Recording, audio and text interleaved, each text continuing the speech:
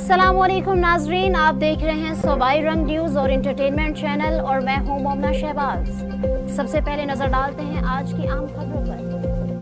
CPO Rawalpindi Syed Khalid Hamdani के खसूसी अहकामात पर एंटी स्मोक कैंपेन का गुज़िश्ता हफ्ते आगाज़ कर दिया गया।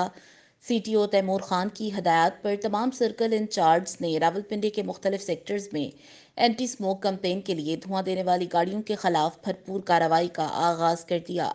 गुज़िश्ता हफ्ते के दौरान सिटी ट्रैफिक पुलिस ने 2185 धुआं देने वाली गाड़ियों और मोटरसाइकिल को चालान टिकट जारी किए।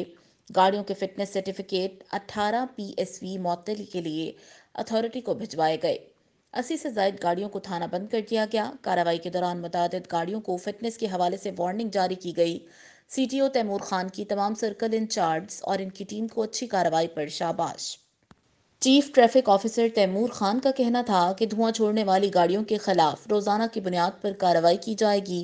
गाड़ियों से निकलने वाला धुआं न सिर्फ माहौलियाती आलूदगी का बाइस है, बल्कि ये सांस की बीमारियों का भी सबब बनता है। इनका मजीद कहना था कि धुआं देने वाली गाड़ियों के खिलाफ कार्रवाई से शहर को आलूदगी से पाक करके शहर की खूबसूरती भी बहाल होगी।